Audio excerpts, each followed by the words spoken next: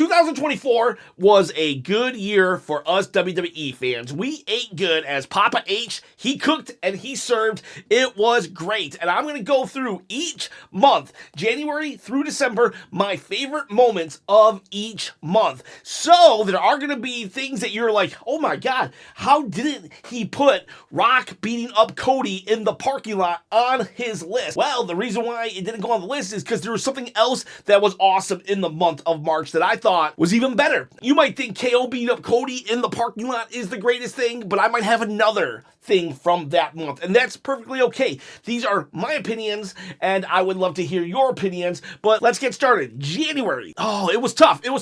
I almost went the Cody Rhodes CM Punk promo. That was a really solid promo where CM Punk was, my dad, he was a working man. I'm more of the American dream than you are. And then Cody saying, yeah, well, you know what? I was not happy with the establishment. I walked out of the company and started a new establishment, a new rival company. I'm more CM Punk than CM Punk. That was a really, that was so beautifully done as they went into Royal Rumble, and you're like, man, either one of them could have won the Rumble, so I wanted to put that, but then I remembered what happened after the Rumble. CM Punk, he comes to the ring in an arm sling, and this is when Drew McIntyre arrived. He comes to the ring, and he says stuff like, I hate you, Punk. I'm not a religious man. And CM Punk, he's injured, right? I'm not a religious man, but I prayed for this,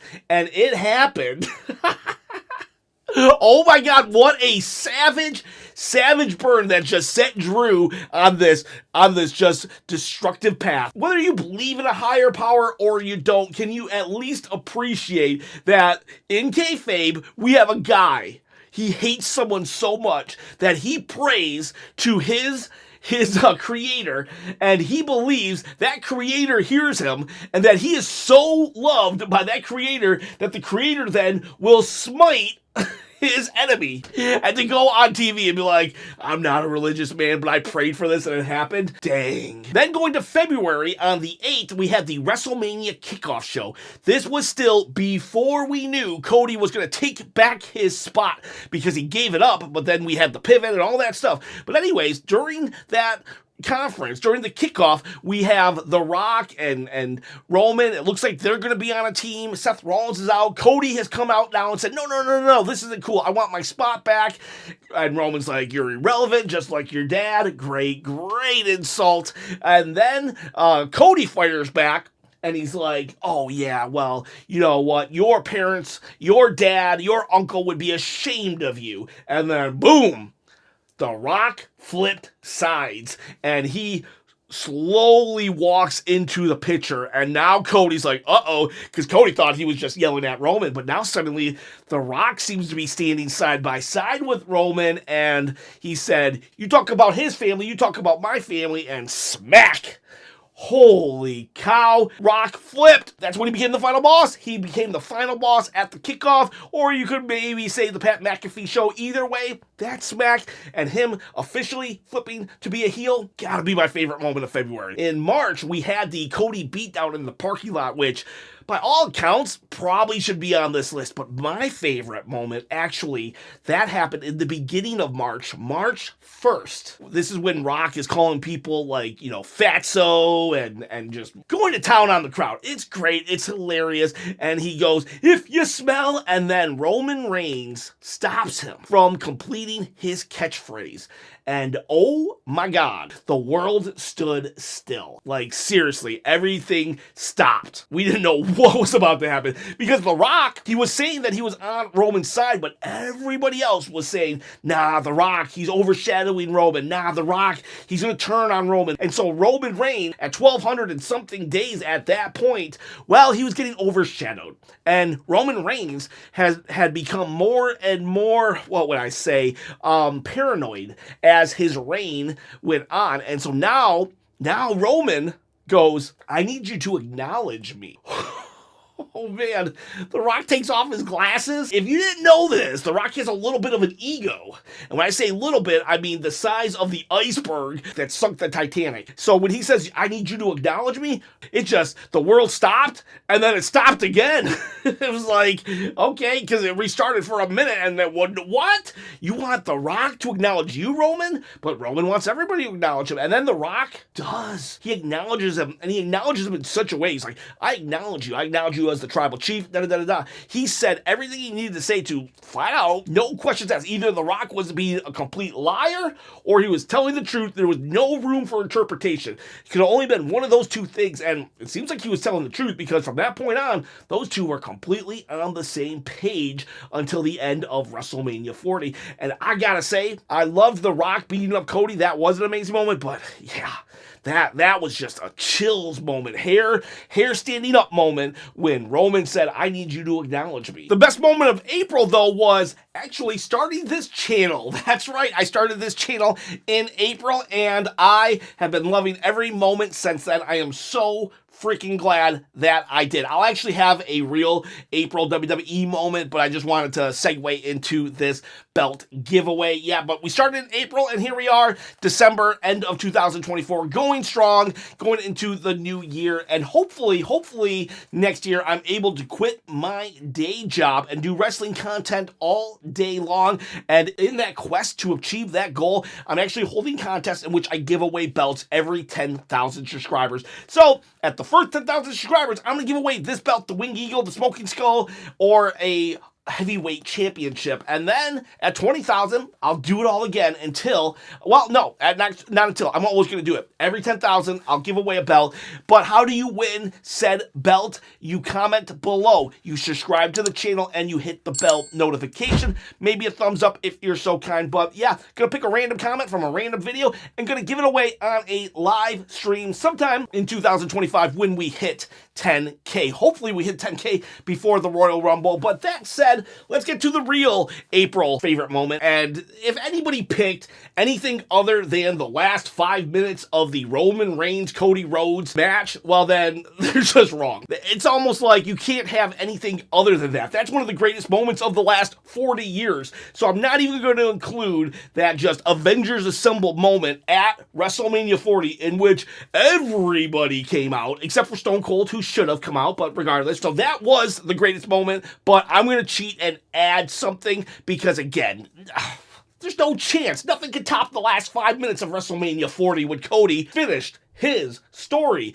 And whether you liked it or not, that was a moment. So my other moment in April was when Chad Gable turned on Sami Zayn. It was like 2 weeks after WrestleMania. Sami had won the title from Gunther, something that Chad couldn't do. So Chad then trained Sami to beat Gunther, and Sami did. He beats Gunther. And as a favor, reward, just hey, thank you, he gives Chad a match. And Chad then loses, but he loses his mind at the same time because he lost. Sami goes to him and says, oh, you know what, thank you, I appreciate it, you're so deserving. And that's it. He goes then to Sami, goes to hug his wife in the crowd. And then, as he's hugging his wife, I remember watching, and he kind of just gets pulled away. And you don't really see it, but you then eventually see Chad Gable is the one who pulled Sami away, and he has him in an ankle lock. And Chad Gable has gone ballistic. He's nuts. And at the time, I thought this was the beginning of a monster push, and it kind of was, but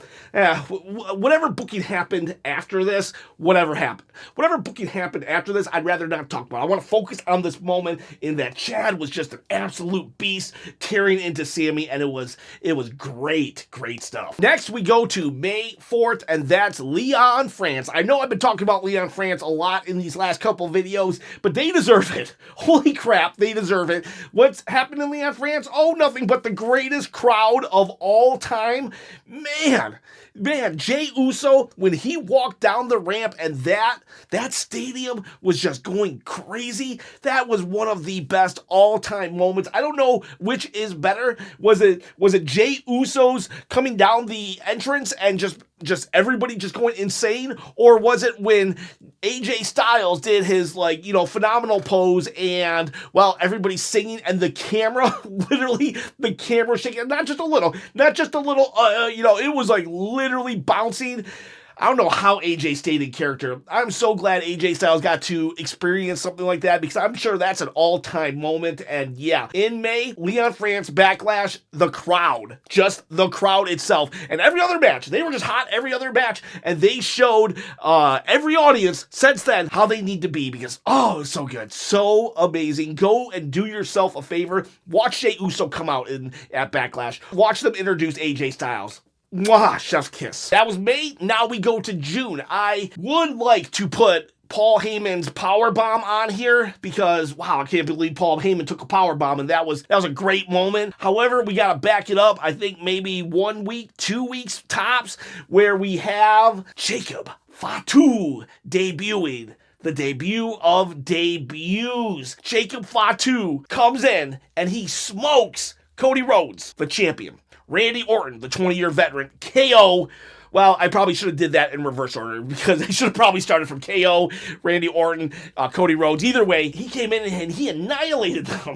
Those three just took out the Bloodline, and then Jacob Fatu, this guy who no one's supposed to know who he is, kind of, sort of, in that, yeah, he was an indie darling, you know, and I knew of him too. I did know of him, but the impact he was about to make, I didn't know he would. But so just from a casual fan's perspective, nobody knew who this dude was, and he comes in and he annihilates the top three babyfaces single-handedly. And he's doing moves that big guys like him should not be doing. Jacob Fatu, yeah, man, that was gold right there. His debut, one of the best, and my moment of June. July was kind of, I don't know, to me, July I had the hardest time picking, and the only two options to me in July were really Rhea Ripley's return, which was pretty good, but I'm going to actually go to the end of the month, or towards the end of the month in July, I believe 22nd, where we have Rhea and Dom. They're kind of on the same page, but still kind of not,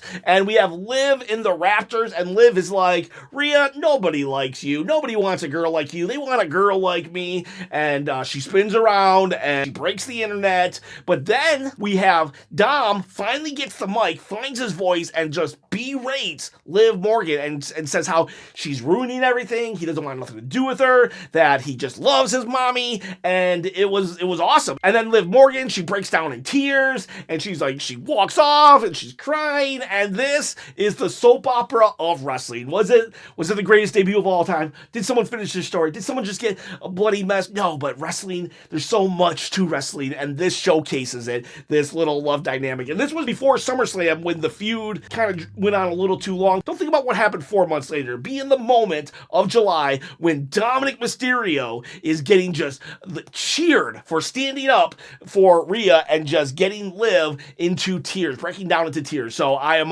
the best moment is of July is Liv Morgan crying, I guess.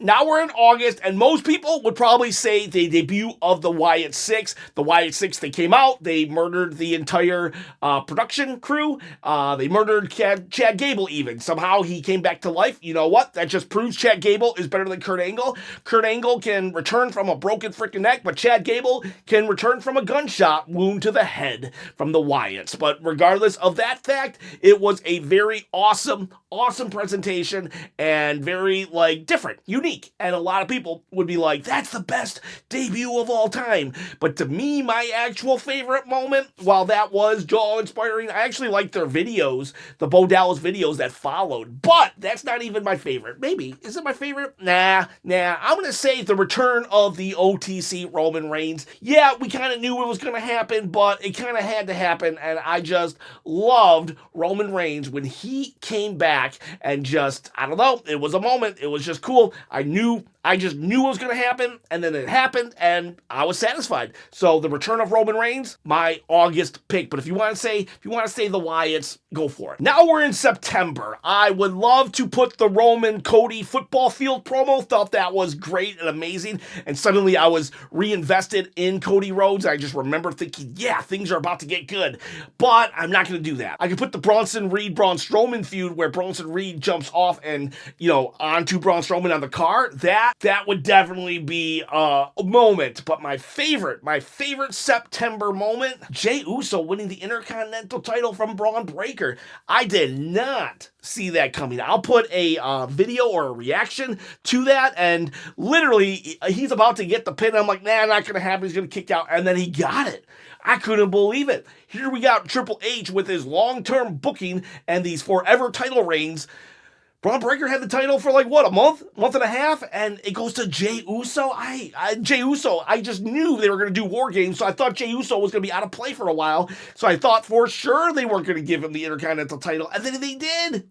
They did. Mr. E himself, he so deserved it. He deserved a way longer title reign, but I'm just glad he got it. And that moment in which his 14-year career led up to him winning the Intercontinental Championship, a singles title, it was amazing. I was eating. Everybody was eating. The world was eating. All was right. It was amazing. And that in September, nothing could top it. October, I'm going Drew McIntyre and CM Punk, Hell in the Cell. That match was a masterpiece. That match made the Hell in the Cell feel like Hell in the Cell. Something to be scared of. Something you don't want to be a part of. Something that you only will agree to be a part of if you have a score that just can't be settled anywhere else. And I liked how they were very unique with their weapons. They brought in a table, but instead of trying to smash somebody through the table, they used the table legs to try to just ram someone's head into it. The moment though that I feel was the best moment. Some people might think it was the toolbox to the head where Drew was just busted open, and that was whoa. Heard it wasn't planned, but regardless, it definitely added to the match. It was gushing. There's even this one point where the ref tried to wipe off his face and just hit it out of his hand. That was cool, but my favorite moment was, again, when they brought something that was cliche, a trope of hardcore matches, a bag full of something, and then they revealed it was something else. It wasn't thumbtacks, it was beads, which was a callback to the middle part of their feud that revolved around a bracelet. And I actually never hated on the bracelet. I could see why people thought maybe it went too long, but I'm glad that it got out of play eventually. But I love the callback, and it was just, what a jerk thing to do. You're in the middle of a match, and a bloody match, a match that could end careers, and you are going to do just an insult move, a troll move. That was brilliant. That was so on the spot for Drew McIntyre, and the bees just fall. It couldn't hurt anybody other than ego. The whole match was the greatest, but that part made me pop the most. November 8th, the Bloodline had been reforming, okay? So the Bloodline, it's slowly getting the band back together. And there's this moment on Raw where Jimmy is and Jay even's you're not family, Sammy. And Sami Zayn, more like Sammy Uso. I'm telling you, he was family. And a lot of people were like, oh, he should stay out of this. He's not family. Until Jay, he came to his senses and was like, no. Sammy is family. Sammy is. And then he invites him to SmackDown, and there's this, there's first Crown Jewel where he accidentally kicks Roman, and then there's this tease, is Sammy with Solo? But no, he haluva kicks Solo Sikoa, and it's revealed he's with Roman. They have a moment, they look, and then the ones go up. We have Jay, Jimmy, Roman, Sammy, all acknowledging the tribal chief, Roman Reigns, the OTC, and I'll tell you what, that was, to me, Sami Zayn, Sammy Uso is one of my favorite characters of all time, arguably my favorite. It's between him or the final boss, but yeah, it was so good. It was so amazing to see that they got them all back together. Now, you could argue that it was a little thrown together, but let's just not. After like a year or two, we had Sammy back in the Bloodline. That was just so... it was my favorite moment. It was definitely my favorite moment. I wish they would have done more with it after, and I do feel that CM Punk kind of overshadowed the reunion, but in that moment on SmackDown, as it closed off the air, Sammy, just the ones in the air with Jimmy J and the OTC, even now, just amazing stuff. And then we go to the 2nd of December, and this one you've heard on the channel a lot, but you know what? How can anything be above it? In December, the greatest moment was when they destroyed Big E. You know what? Very sad, very heartbreaking, the way the New Day, Kofi Kingston and Xavier Woods were like, Big E, you want to manage us now? After all these months of turmoil, where were you? I broke my neck. Kofi, you broke your neck. So what? Oh my God. Like, I have standalone videos on this moment. No moment's going to beat that. Maybe an argument KO taking the Winged Eagle, but that was off air and it counts, but I'd never seen something like this before. The way they completely broke Big E emotionally was just like, I'm hesitant to say it was amazing, but it was. If I was totally just an evil person, I'd be like, that was amazing, ha ha ha ha. But as like, you know, someone who hopefully is not evil, I'm like, that was heartbreaking. But because it's wrestling, it was heartbreakingly amazing. The New Day becoming relevant after 10 years once again, and just destroying Big E. I gotta say, that was the moment of December 2024. And so those are your my 2024 favorite moments broken down per month. But really, like I said in the contest giveaway, April was my favorite because that's when I started this channel, and yeah, this has just been an amazing ride, and I can't not express to you how much I appreciate that you are willing to watch these videos, comment, and engage in that. I have someone now I can talk to. You.